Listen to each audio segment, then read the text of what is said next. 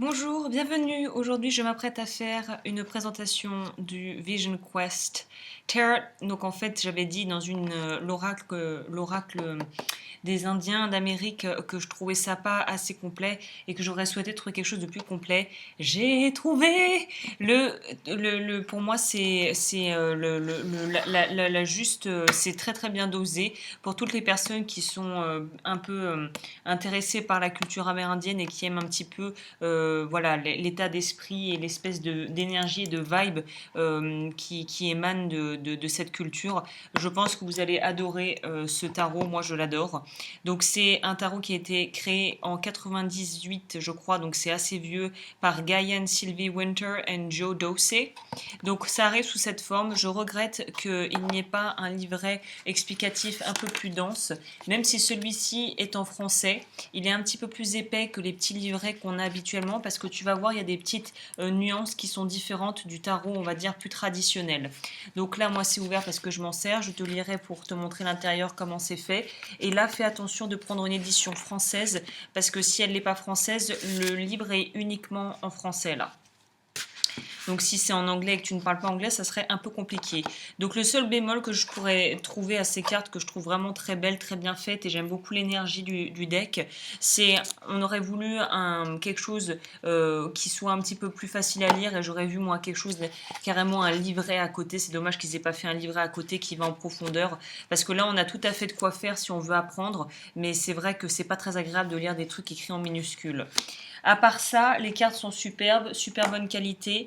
Là, j'ai juste rangé les majeures dans l'ordre pour te les montrer et les mineures, je t'expliquerai, mais elles ne seront pas dans l'ordre, celles-ci par contre.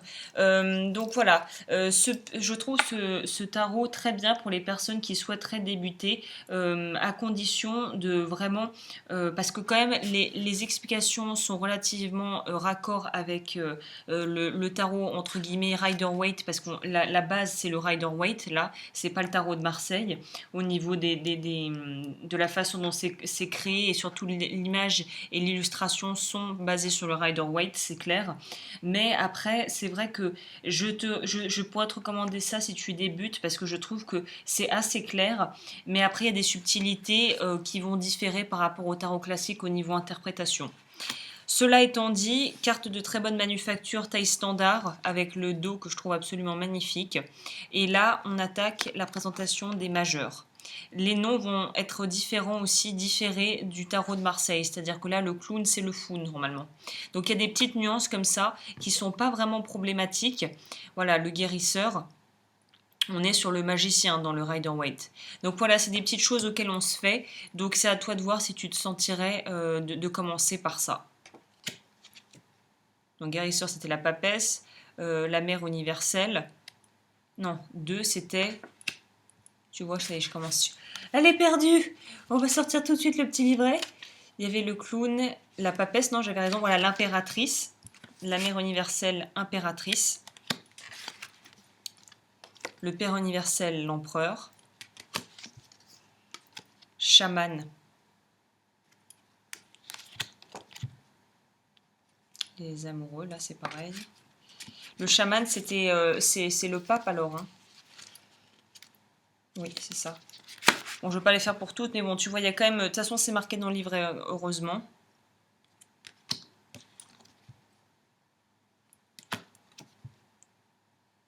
Donc voilà, moi, je trouve les illustrations absolument sublimes. Hein. Donc c'est un tarot, comme je le disais, sorti en 98. J'aime bien, par exemple, tu vois, le pendu, dans cette interprétation-là, est beaucoup plus lumineuse. On n'est pas, on quitte ce côté un petit peu oppressant d'un tarot classique pour aller sur quelque chose où on voit on voit l'aigle qui monte vers le ciel, qui a un lien spirituel entre notre monde et le monde d'après. Et là, on voit bien encore cette notion d'arbre, d'être enraciné et de devoir quitter ça pour pouvoir prendre de la hauteur. Donc au niveau des interprétations, on voit que c'est différent et il y a matière à faire, quoi. La mort, c'est pareil, je trouve que c'est beaucoup moins anxiogène de voir ça que de voir un squelette qui a décapité des têtes, quoi. Et pourtant, on a encore la symbolique, on voit qu'un animal est mort au sol, on voit là le hibou, qui est d'ailleurs pas un esprit qui est très bien vu dans pas mal de tribus d'ailleurs. Et là, on voit un mort qui est prêt à être brûlé au-dessus. Donc on a l'aspect mort, mais sous une forme très différente.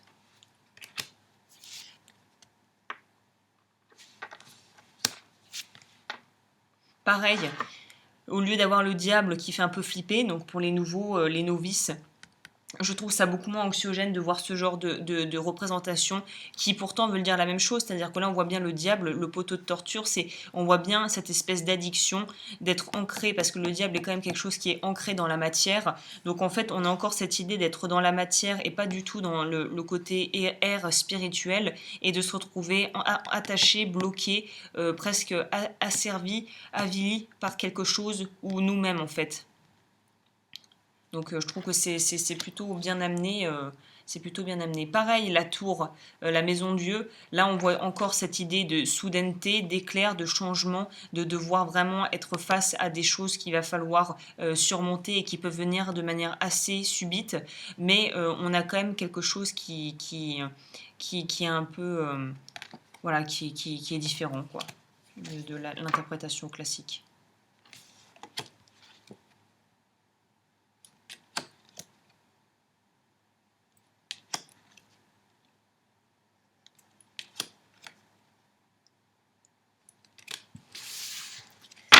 Les mineurs. Alors voilà pourquoi je voulais te montrer ça différemment. Comme je vous disais, pas dans l'ordre, mais elles n'ont pas été rangées. Mais c'est juste pour te montrer les différentes.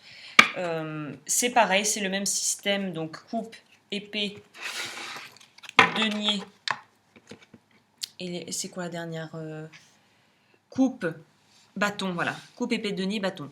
Alors, c'est le même principe, sauf que là, les noms ont été transformés et ont été, en fait, ça a été modifié pour que ça soit en rapport avec les éléments feu, eau, terre, air.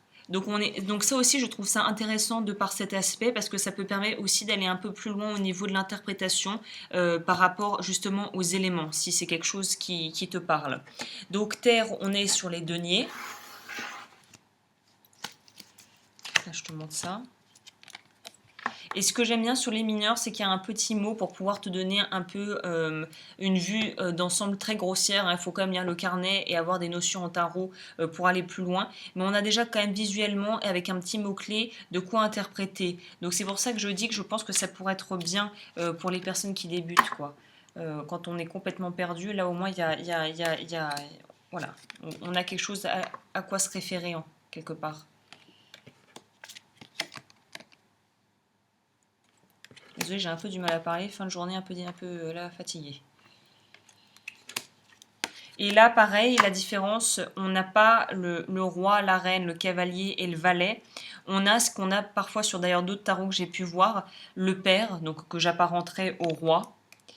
Le fils, j'apparenterais ça au valet ou au cavalier en fonction des cas. Et on a la fille aussi, c'est ça que je trouve intéressant, c'est-à-dire que c'est pas, il n'y a pas que des figures masculines pour les arcanes mineures, voilà, telles que dans le tarot classique valet cavalier. Il n'y a pas de femme à part la reine. Là, c'est un petit peu plus la mère, que je parlais de la reine, voilà, la mère, sollicitude.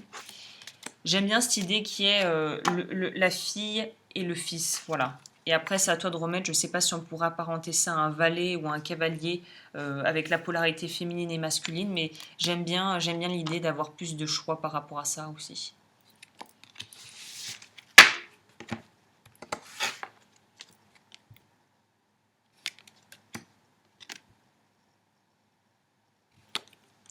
Donc voilà, moi je trouve c'est tellement joli, ces dessins sont magnifiques.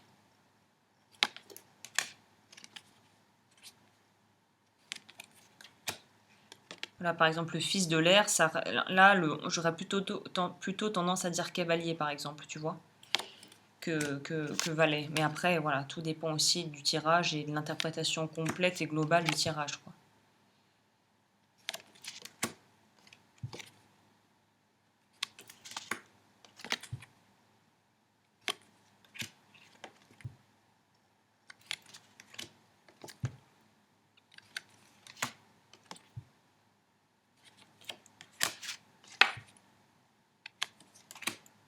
Donc ça, R, c'était bien évidemment les épées. Et là, feu, c'est bâton.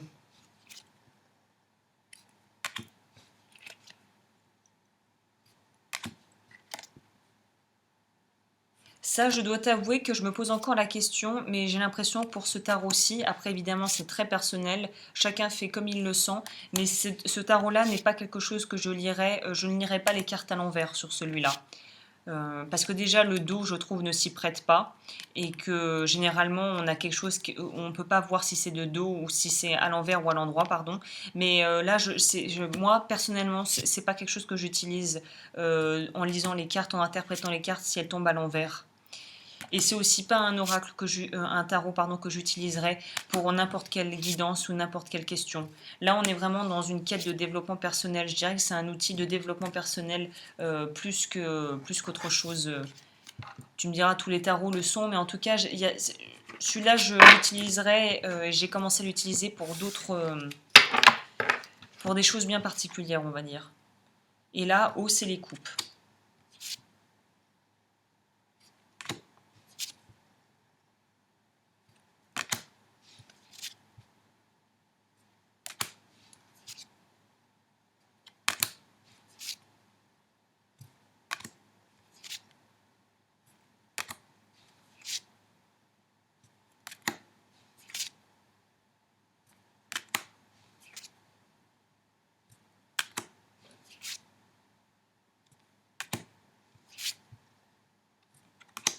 D'ailleurs, je pense que je ferai peut-être des petits tirages intemporels avec ça.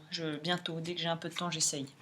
Donc voilà, je t'ai présenté le Vision Quest Tarot. Si tu souhaites te le procurer, le lien sera dans la description pour que tu puisses l'avoir en français. Fais bien attention au niveau de l'import, si c'est un import anglais, parce que ça serait dommage d'avoir quelque chose que tu aies du mal à comprendre. Et sur ce, je te dis à bientôt pour d'autres tirages. Je suis en train de m'occuper des signes pour le mois d'août. Je commencerai à publier d'ici, je pense, le 25 pour être tranquille. Donc voilà, les prochains tirages pour les signes août, c'est à partir du 25 juillet. Et je te dis à bientôt.